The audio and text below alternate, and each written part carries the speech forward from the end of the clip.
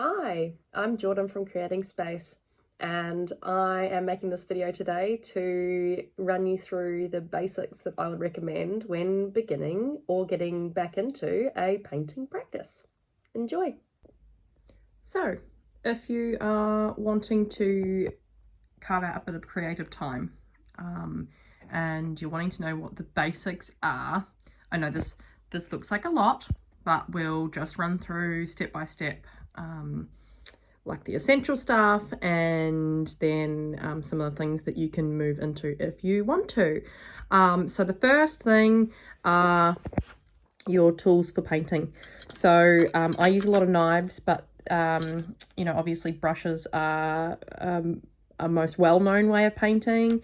Most of my brushes I have just bought in cheap packs from places like Kmart and the Warehouse, sometimes like AJ's Emporium and $2 shops and things like that. There are such a variety of different shapes and sizes. I would encourage you to sort of get a mixed pack of different shapes to sort of have a play around with what it is that you like in terms of your mark making. This set of knives, they all came in one pack, and again, same idea. Different sizes and shapes will perform a little bit differently. So I prefer knives personally. They're also most ideal for paint mixing, because mixing different colors with brushes tends to you know, gum up in the claspy piece that holds the bristles. So that's what palette knives were originally designed for, but I typically like to paint with them. So this here is the paper that I use most often for like playing and warm-ups. So there's no pressure to produce anything amazing. It's really just getting into the flow without any pressure of, you know, like a high cost paper.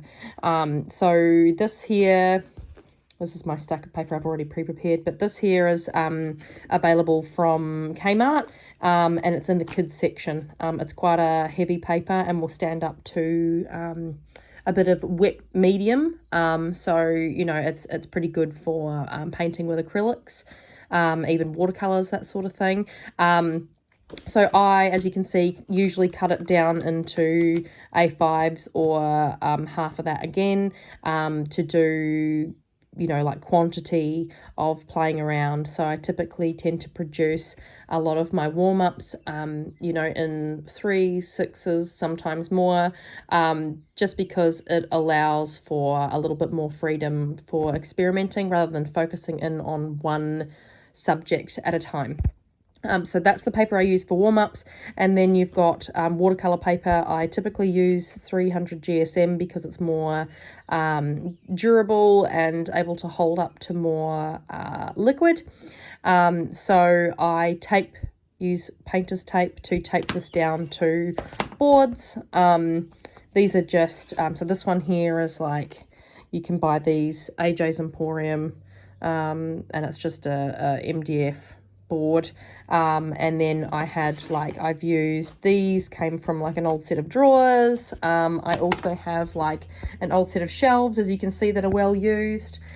So I tape my watercolor paper down with painter's tape, and that gives me like a crisp edge or a crisp border when I am painting on the watercolor paper. You don't have to use tape. I just personally like the result that it delivers.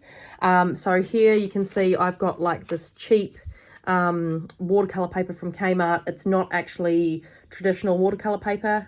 Watercolor paper is actually cold pressed cotton, whereas this here is just like standard paper, but it's quite thick, so I use that as a palette.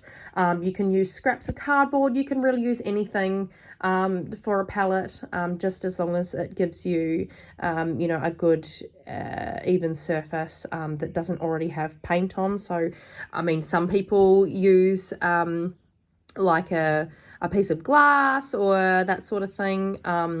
The only thing with using paper or cardboard as your palette is that the paper will sort of draw the moisture out of your paint. So that's where spray bottle comes in. So I usually use a spray bottle when I'm painting with knives onto watercolor paper.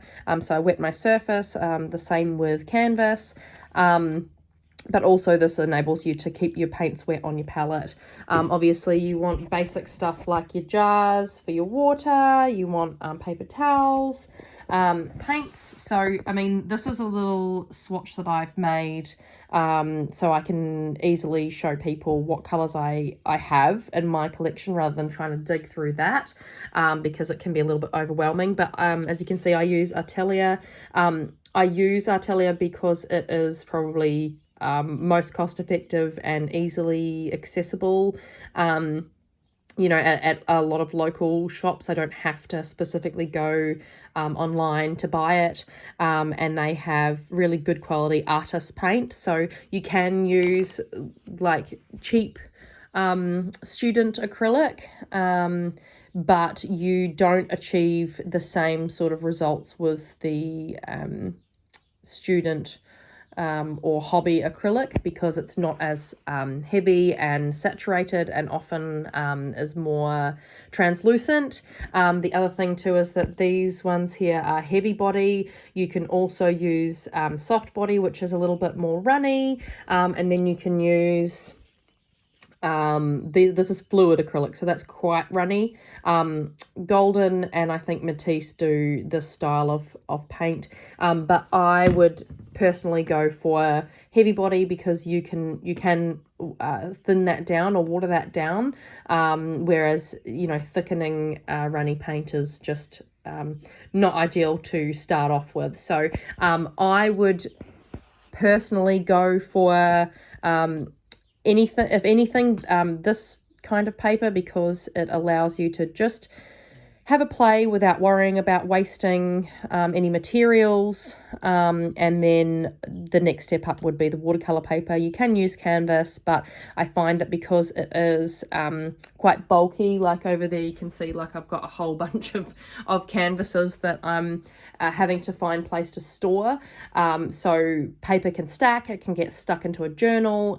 So I would definitely encourage having an art journal as well, where you can map out your creative journey to give you a sort of a place to reflect and have a look at you know, the things that you've done that you like and you don't like, and then bringing, you know, the value from those moving into, you know, any further work.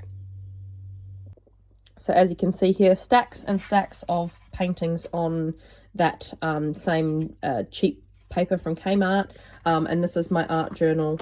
So as you can see, like it's not really fantastic for painting directly in, but you'll see, you know, like I've actually stuck a lot of things in, and that sort of like, this is where I started from and I was painting directly into it, you know, whereas I've moved more into sticking things in, just because that feels more freeing to me rather than painting directly into the journal, because I feel like, you know, there's that little bit of pressure to, oh, let's not mess it up, because, you know, we don't want to rip a page out of the journal or anything like that. So you know, I've done a lot of work on loose papers and then stuck them in, you know, and the further into the journal you go, the more you see just stuff that I have stuck in rather than painting directly in. So, you know, like the more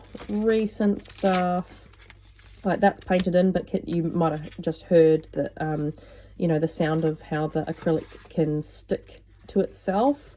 So yeah, when I painted in these journals, you know, you run the risk of your paintings actually getting ruined because they stick to themselves.